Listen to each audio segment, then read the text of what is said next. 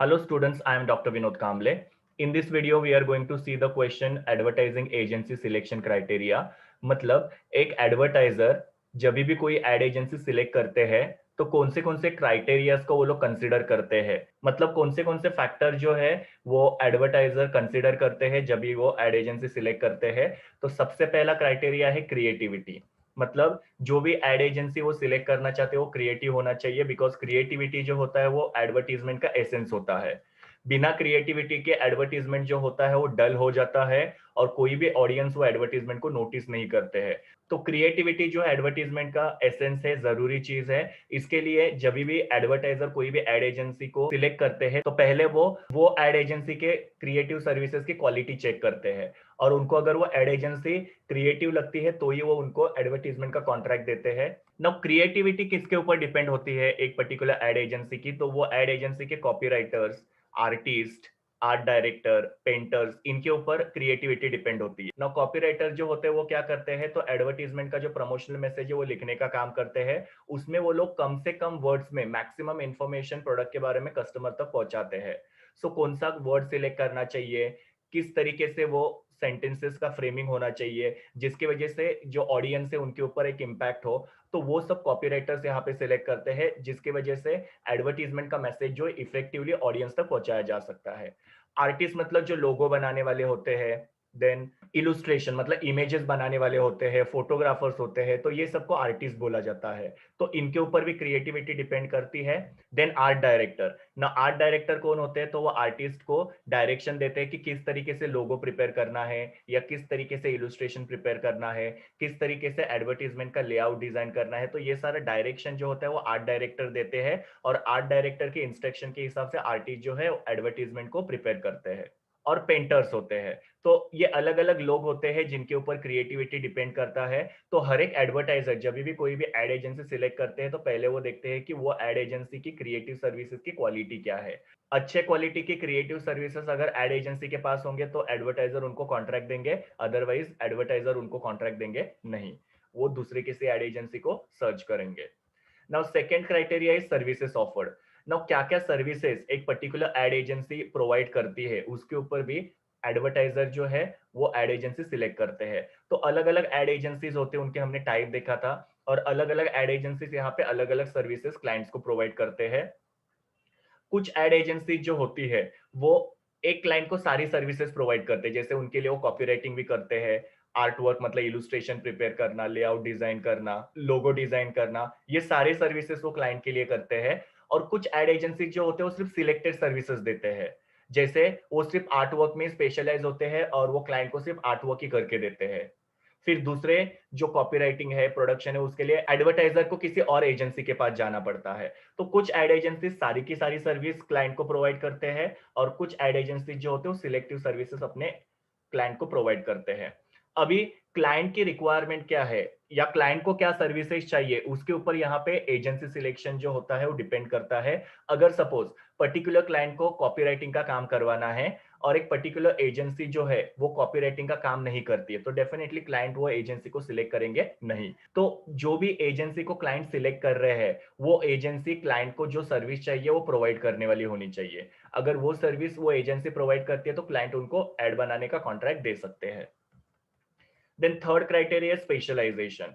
Now specialization का मतलब क्या होता है कि कुछ एड एजेंसी जो होती है वो पर्टिकुलर प्रोडक्ट की एडवर्टीजमेंट बनाने में स्पेशलाइज्ड होती है, जिसको स्पेशलिस्ट एड एजेंसी बोला जाता है। तो अलग अलग टाइप के एड एजेंसी में हम लोग ने स्पेशलिस्ट एड एजेंसी के बारे में पढ़ा था।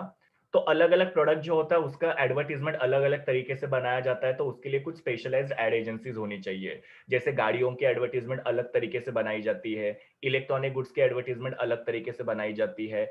देन एफएमसीजी गुड्स जो होते हैं जैसे शैम्पू है, सॉल्ट है, सोप वगैरह है, वॉशिंग पाउडर है, तो इनकी जो एडवर्टीजमेंट होती है वो अलग तरीके से बनाई जाती है। तो कुछ एड एजेंसी जो होती है वो पर्टिकुलर प्रोडक्ट के एडवर्टीजमेंट में स्पेशलिस्ट होती है। जैसे कि एक एड एजेंसी है जो सिर्फ व्हीकल की एडवर्टीजमेंट बनाने में स्पेशलिस्ट है, और वो सिर्फ क्या करते हैं, व्हीकल के एडवर्टीजमेंट बनाने में ही डीलिंग करते हैं।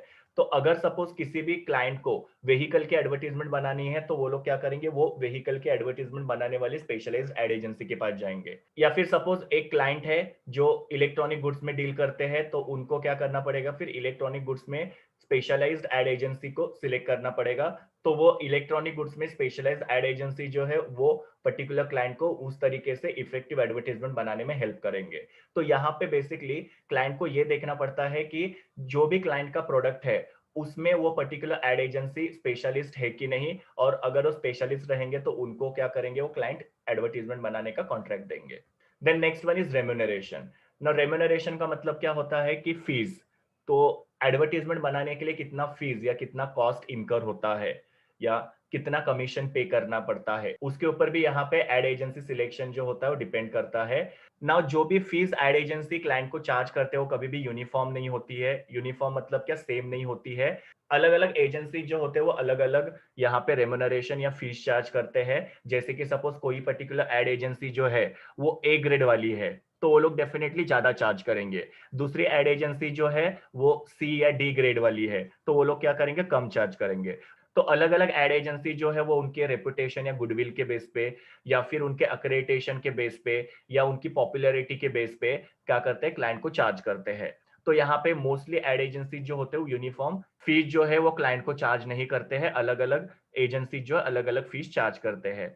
नाउ यहाँ पे क्या होता है कि जो भी फीस एड एजेंसी चार्ज कर रही है वो क्लाइंट के पॉकेट को सुटेबल होना चाहिए।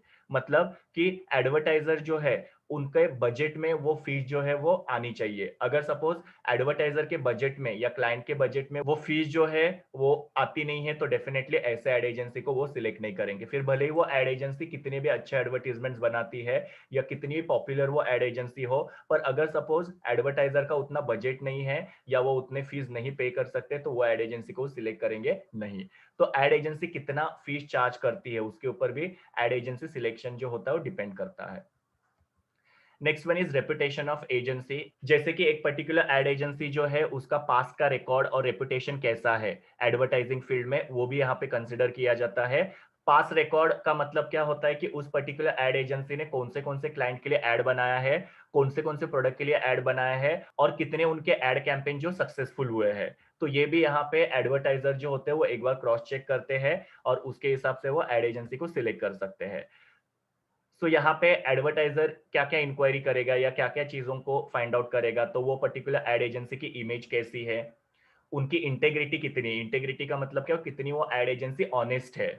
देन एथिकल स्टैंडर्ड्स को वो एड एजेंसी फॉलो करती है कि नहीं, बिकॉज यहाँ पे काफी सारे ऑर्गेनाइजेशंस है जो एडवर्टीजमेंट के लिए कुछ एथिकल स्टैंडर्ड जो होते हैं वो फ्रेम करते हैं और वो एथिकल स्टैंडर्ड जो होते हैं वो एडवर्टाइजर्स को फॉलो करना पड़ता है। वो एथिकल स्टैंडर्ड्स को ध्यान में रख के एडवर्टाइजर को एड बनानी होती है। जैसे कि वो एडवर्टीजमेंट जो है वो किसी भी कास्ट, क्रीड या किसी भी रिलीजन के बारे में नहीं होना चाहिए। एडवर्टीजमेंट में बच्चों के ऊपर बुरा असर हो ऐसा कोई भी कंटेंट नहीं होना चाहिए। एडवर्टीजमेंट में विमेन को डेरिवेटरी रोल में नहीं दिखाना चाहिए। तो ये कुछ एथिकल स्टैंडर्ड्स है। तो पर्टिकुलर एड एजेंसी वो एथिकल स्टैंडर्ड्स को फॉलो करती है कि नहीं उसके बारे में भी एडवर्टाइजर्स इंक्वायरी कर सकते हैं।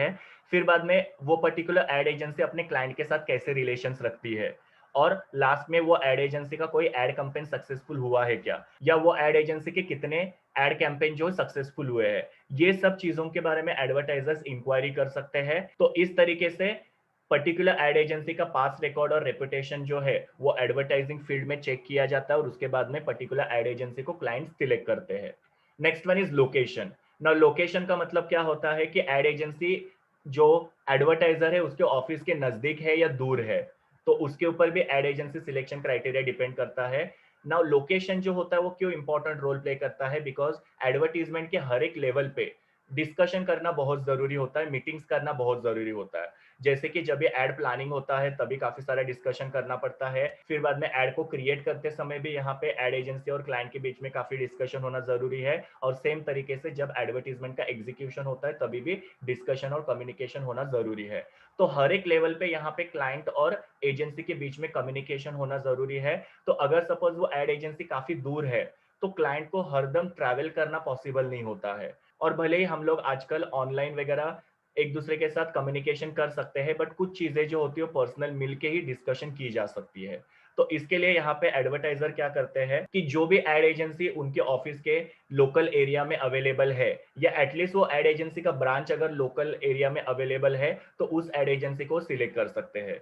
किसी भी दूर के एड एजेंसी को एडवर्टाइजर सिलेक्ट नहीं करते हैं, बिकॉज वहां पे फिर regular meetings, communication, discussion possible होते नहीं है। क्योंकि अगर सपोज एडवर्टाइजिंग एजेंसी और एडवर्टाइजर के बीच में कम्युनिकेशन नहीं हुआ, डिस्कशन नहीं हुआ, और अगर एड एजेंसी ने कोई एडवर्टीजमेंट बनाया और वो एड जो फ्लॉप हो गया, तो उसका पूरा ब्लेम जो है वो एडवर्टाइजर क्या करेंगे, एड एजेंसी के ऊपर पुट अप करेंगे। तो इसके लिए हर एक स्टेज पे डिस्कशन होना जरूरी है। हर एक जो काम है वो एड एजेंसी क्लाइंट से अप्रूव कराएगी बाय मीटिंग देम पर्सनली और communicating with them face to face, और फिर बाद में वो एड को वो बनाएंगे ताकि वो एड कैंपेन जो सक्सेसफुल हो जाए। इसके लिए एड एजेंसी का जो लोकेशन है वो एडवर्टाइजर का जो ऑफिस है उसके नियर बाय होना जरूरी है। Then next one is competitors agency. Now जब भी एडवर्टाइजर कोई भी एड एजेंसी को अपना कॉन्ट्रैक्ट देते हैं तो उनको ये देखना चाहिए कि उस पर्टिकुलर एजेंसी के पास उनके कॉम्पिटिटर का तो अकाउंट नहीं है ना, मतलब वो एड एजेंसी उनके कॉम्पिटिटर के लिए भी तो एडवर्टीजमेंट नहीं बना रहे हैं ना। क्योंकि यहाँ पे क्या होता है कि अगर सपोज किसी भी एड एजेंसी को हमने अपना कॉन्ट्रैक्ट दिया एडवर्टीजमेंट बनाने का और उनके पास कॉम्पिटिटर का भी अकाउंट है, तो उसकी वजह से क्या होगा कि वो एड एजेंसी उस पर्टिकुलर एडवर्टाइजर को अच्छी सर्विस नहीं दे पाएंगे या फिर कॉम्पिटिटर से बेटर एड बना के नहीं दे पाएंगे। बिकॉज यहाँ पे कंपटीशन की वजह से क्या हो सकता है कि शायद तक वो कॉम्पिटिटर जो है वो एड एजेंसी को एक्स्ट्रा कमीशन पे करे, जिसकी वजह से वो एड एजेंसी कॉम्पिटिटर के लिए अच्छा एड बनाएगा और आपके लिए इफेक्टिव एड बनाएगा नहीं। इसके लिए एडवर्टाइजर ने कोई भी ऐसी एड एजेंसी सिलेक्ट नहीं करनी चाहिए जिनके पास उनके कॉम्पिटिटर का भी अकाउंट हो, या फिर वो पर्टिकुलर एड एजेंसी उनके कॉम्पिटिटर के लिए भी एड बनाती हो। उसकी वजह से वो जो एडवर्टाइजर है उसके एडवर्टीजमेंट पे उसका इफेक्ट डेफिनेटली होगा। Next criteria is media connection. Now जब भी एडवर्टाइजर कोई भी एड एजेंसी को सिलेक्ट करते हैं तो वो देखते हैं कि उस पर्टिकुलर एड एजेंसी का मीडिया के साथ कितना कनेक्शन अच्छा है। अगर अच्छा कनेक्शन होगा तो उस एड एजेंसी को यहाँ पे एडवर्टाइजर सिलेक्ट करेंगे। अभी एड एजेंसी का मीडिया के साथ अच्छा कनेक्शन होने की जरूरत क्यों है? तो अगर सपोज किसी भी एडवर्टाइजर को किसी मीडिया में अर्जेंटली एडवर्टीजमेंट करना है, जैसे कि वेनसडे को टाइम्स ऑफ इंडिया में फ्रंट पेज पे एडवर्टीजमेंट करना है, या स्टार प्लस के ऊपर मंडे टू फ्राइडे इवनिंग को 7 to 9 के बीच में एडवर्टीजमेंट करना है, तो ये जो प्राइम स्लॉट्स होते हैं या ये जो प्राइम टाइम होते हैं उसमें एडवर्टीजमेंट करना काफी इजी होता है। क्योंकि यहाँ पे कैसा होगा कि एजेंसी का अगर मीडिया के साथ अच्छा कनेक्शन होगा तो उसकी वजह से हम लोग को जो स्लॉट चाहिए वो मिल सकता है। पर एजेंसी का अगर मीडिया के साथ अच्छा कनेक्शन नहीं होगा तो हम लोग को फिर किसी भी टाइम पे एडवर्टीजमेंट करना पड़ेगा, और जब हम लोग किसी भी टाइम पे एडवर्टीजमेंट करते हैं तो वो एडवर्टीजमेंट इतना इफेक्टिव नहीं होता है। तो आपको पता है कि न्यूज़पेपर में जब फ्रंट पेज पे एडवर्टीजमेंट होता है तो ज्यादा ऑडियंस को वो अट्रैक्ट करता है, या अगर किसी भी नेशनल चैनल के ऊपर इवनिंग के टाइम पे जहां पे फैमिलीज बैठ के प्रोग्राम्स वगैरह देखते हैं तो उस टाइम पे अगर एडवर्टीजमेंट करेंगे तो लोगों का अटेंशन अट्रैक्ट करना ज्यादा इजी होता है। बिकॉज अल्टीमेटली एडवर्टाइजर को क्या चाहिए कि लोग उनके प्रोडक्ट को देखें और देख के फिर बाद में वो प्रोडक्ट को परचेज करें। तो इसकी वजह से मीडिया के साथ अगर एजेंसी का अच्छा कनेक्शन होगा तो एडवर्टाइजर को वो जो रिक्वायर्ड या डिजायर्ड स्लॉट है वो मिलने में इजी होगा। और दूसरा यहाँ पे क्या होता है कि अगर मीडिया के साथ अच्छे कनेक्शंस होंगे तो क्लाइंट को यहाँ पे अच्छे पैकेज मिलेंगे, जैसे कि उनको डिस्काउंट्स वगैरह मिल सकते हैं। तो इसकी वजह से यहाँ पे ऐसी एड एजेंसी को सिलेक्ट करना चाहिए जिसका मीडिया के साथ अच्छा कनेक्शन हो। Next is accreditation of agency. ना अक्रेडिटेशन का मतलब मैंने ऑलरेडी आप लोगों को बताया था जब मैंने आपको एड एजेंसी के फीचर्स बताए थे कि अक्रेडिटेशन मतलब क्या होता है, एजेंसी का ग्रेडिंग करना। जैसे कॉलेजेस का ग्रेडिंग होता है A++ या A+, A, B, C, ऐसे ग्रेडिंग होता है। और उसमें हम लोग को पता है कि A++ मतलब बेस्ट कॉलेज है, ए मतलब अच्छा कॉलेज है, बी मतलब बेटर कॉलेज है, सी मतलब क्या ओके ओके कॉलेज है। तो ऐसे हम लोग क्या करते हैं, ग्रेडिंग के बेसिस पे डिसाइड करते हैं कि कॉलेज का स्टेटस कैसा है। सेम तरीके से आप लोग मूवीज देखते हो तो उसके अंदर भी आप लोग ग्रेडिंग देखते हो स्टार्स के बेसिस पे कि 1 स्टार मतलब मूवी इतनी अच्छी नहीं है, 5 स्टार मतलब मूवी बहुत अच्छी है। तो इस हिसाब से अक्रेडिटेशन जो होता है उसको ग्रेडिंग बोला जाता है, और जो एड एजेंसीज होते हैं उनका भी ग्रेडिंग होता है, उसको अक्रेडिटेशन बोलते हैं। और ये एड एजेंसीज का ग्रेडिंग कौन करते हैं, तो आईएनएस मतलब Indian newspaper society, Doordarshan, AIR मतलब ऑल इंडिया रेडियो, ये कुछ ऑर्गेनाइजेशंस या ये कुछ एजेंसीज है जो एड एजेंसी का अक्रेडिटेशन करते हैं। ना अक्रेडिटेशन की वजह से क्या होता है कि एड एजेंसी को एक प्रोफेशनल स्टेटस मिलता है। प्रोफेशनल स्टेटस मतलब कि वो एड एजेंसी जो है क्लाइंट को अच्छी सर्विसेज दे पाते हैं, मतलब जहां पे वो सारे रूल्स एंड रेगुलेशंस को फॉलो करते हैं, एथिकल नॉर्म्स जो दिए गए हैं वो एथिकल नॉर्म्स को फॉलो करते हैं और एक प्रॉपर एडवर्टीजमेंट बनाने में क्लाइंट को हेल्प करते हैं। सो यहाँ पे अक्रेडिटेशन की वजह से वो एड एजेंसी को प्रोफेशनल स्टेटस मिलता है। और जैसे मैंने आपको बताया कि जो अक्रेडिटेड एजेंसीज होती है वो कोड ऑफ एथिक्स को फॉलो करती है। मतलब किसी भी तरीके से ऐसे एडवर्टीजमेंट नहीं बनाते हैं जो एथिक्स को फॉलो नहीं कर रही है, जहां पे बच्चों को टारगेट किया जा रहा है, जिसकी वजह से बच्चों के मन के ऊपर बुरा परिणाम हो सकता है। विमेन को डेरोगेटरी मतलब उनको एक सेकेंडरी रोल में दिखाया जा रहा है, या किसी भी रिलीजन के ऊपर या किसी भी कास्ट के ऊपर वगैरह बोला जा रहा है। तो ये सब जो एडवर्टीजमेंट में दिखाया जाता है वो क्या होता है, अनएथिकल एडवर्टीजमेंट्स होते हैं। सो यहाँ पे अगर एड एजेंसी का अक्रेडिटेशन हुआ रहेगा तो वो एड एजेंसी क्या करती है, कोड ऑफ एथिक को फॉलो करती है। वो कोई भी ऐसी चीजें अपने एडवर्टीजमेंट में डिस्प्ले नहीं करते हैं जिसकी वजह से सोसाइटी के ऊपर कोई भी बुरा परिणाम हो, और प्लस कोई भी नॉर्म जो है उसका ब्रेक हो। तो हर एक नॉर्म को फॉलो करके एड एजेंसी जो है वो एडवर्टीजमेंट बनाती है। इसके लिए अक्रेडिटेशन एड एजेंसी का काफी जरूरी होता है। तो जो एड एजेंसी अक्रेडिटेड होती है उसको क्लाइंट यहाँ पे सिलेक्ट करने की कोशिश करते हैं। वो लोग पहले देखते हैं कि वो एड एजेंसी को कौन सा ग्रेडिंग मिला है। अगर ए ग्रेड होगा, बी ग्रेड होगा, तो डेफिनेटली वो एड एजेंसी को यहाँ पे क्लाइंट जो सिलेक्ट करेंगे। एंड द लास्ट क्राइटेरिया है साइज ऑफ एड एजेंसी। ना यहाँ पे लार्ज साइज के एड एजेंसीज हो सकते हैं या स्मॉल साइज के एड एजेंसीज होते हैं। और दोनों भी जो एड एजेंसीज होते हैं उनके खुद के अपने कुछ एडवांटेज और डिसएडवांटेजेस होते हैं। जैसे कि अगर suppose large size ad agency है जो इंटरनेशनल लेवल पे सर्विसेज प्रोवाइड करते हैं, तो यहाँ पे क्या होगा कि ये particular large size ad agency जो है वो क्लाइंट को वाइड रेंज ऑफ सर्विसेज और फैसिलिटीज अवेलेबल करके देंगे। मतलब क्लाइंट को आर्ट वर्क कराना है, कॉपीराइटिंग कराना है, प्रोडक्शन कराना है, सब कुछ यहाँ पे एक ही एजेंसी के अंदर क्लाइंट को मिल जाएगा। प्लस उनके क्या होते हैं, मीडिया के साथ भी अच्छे कनेक्शंस होते हैं। तो ये उसके एडवांटेजेस हो गए। पर कभी कभी ऐसे भी होता है कि जो लार्ज साइज एड एजेंसीज होती है वो ज्यादा फीस चार्ज करते हैं। तो यहाँ पे लार्ज साइज एड एजेंसी के क्या है, अपने कुछ एडवांटेज है और कुछ डिसएडवांटेज है।